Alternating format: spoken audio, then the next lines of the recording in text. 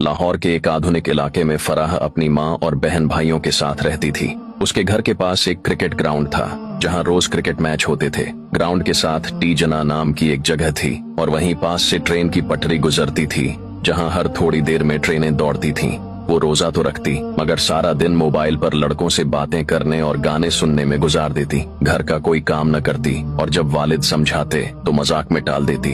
रोजा रखना ही बहुत बड़ा काम है, बाकी सब फजुल है। उसकी माँ भी ऐसी ही थी, दौलत को सबसे ज्यादा अहमियत देने वाली, शौहर और नेक बेटे को दबाने वाली और बेटियों को आजाद छोड़ने वाली। फराह की बहन भी उसी की तरह थी। इन दोनों को न रोजे की कदर थी न इबादत की, मगर जब घर वाले देखते तो फराह इबादत का झूठा ड्रामा करने लगती। तस्बीह हाथ में लेकर बैठ जाती ताकि सब यही समझें कि वो नेक है। फराह का बाप एक मेहनती मजदूर था जो सुबह काम पर चला जाता और रात को थका हारा घर लौटता, मगर जब वो आता तो बीवी उसके साथ नौकरों जैसा सलूक करती। वो खाने के लिए कहता तो वो तंजियां कहती, इतनी मेहनत करते हो फिर भी शिकायतें करते हो, खुद जाकर खा लो। जब वो अपनी मेहनत की कमाई घर लाता तो बीवी जबरदस्ती उसके हाथ से पैसे छीन लेती और पूछती, पूरे पैसे कहाँ हैं? एक एक रुपए का हिसाब दो। अगर शौहर कुछ पैसे अपनी जरूरतों के लिए रख लेता तो वो चीखने लगती, ये पैसे मेरे हैं, तुम्हें अपनी कमाई रखने का कोई हक नहीं। दो भाई, एक माँ का गुलाम, दूसरा बाप की तरह मेहनती फराह के दो भाई थे।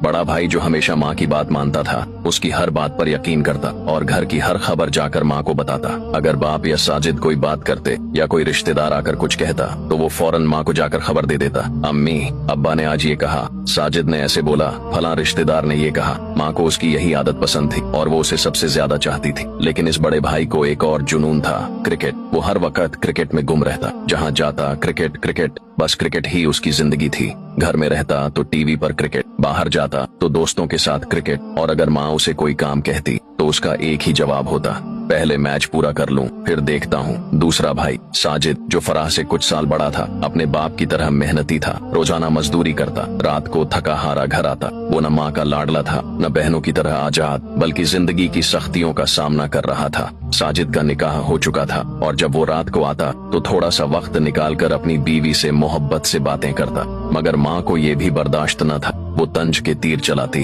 अब बीवी के बगैर 2 मिनट नहीं रह सकते। माँ के लिए वक्त नहीं बचा, बस बीवी ही सब कुछ बन गई। तू भी अपने बाप की तरह बीवी का गुलाम बन गया। रमजान की खूबसूरत रात, फराह पर अल्लाह का अजाब। एक रात जब सब लोग तरावीह पढ़ रहे थे, फराह और उसकी बहन मोबाइल में मग्न थीं। अचानक फराह का जिस्म कांपने लगा, आंखों के आगे अंधेरा छा गया और वो जमीन पर गिर पड़ी। बहन खौफजदा हो गई। वो फराह के करीब आई और उसकी बेहोशी में सवाल करने लगी, फराह तुम्हें क्या हो गया? ये सब क्यों हो रहा है? कहीं तुम्हें अल्लाह के अजाब ने तो नहीं पकड़ लिया? मगर फराह कुछ न बोल सकी, उसकी जबान बंद हो चुकी थी। फराह को फौरन अस्पताल ले जाया गया। डॉक्टर ने कहा इसका इलाज मुमकिन है मगर काफी पैसे लगेंगे। माँ के चेहरे का रंग बदल गया। वो जो सारी दौलत जमा करने में लगी रहती थी, आज जब बेटी की जिंदगी बचाने का वक्त आया तो वो कहने लगी, इतने पैसे मेरे पास नहीं है, मैं ये खर्च नहीं कर सकती। बड़ा भाई भी माँ की तरह ही था, वो भी खामोश खड़ा रहा। मगर साजिद आगे बढ़ा। उसने अपनी सारी जमा पूंजी निकाली और फराह के इलाज के लिए दे दी। अल्लाह ने रहम किया और इलाज के बाद फराह ठीक हो गई।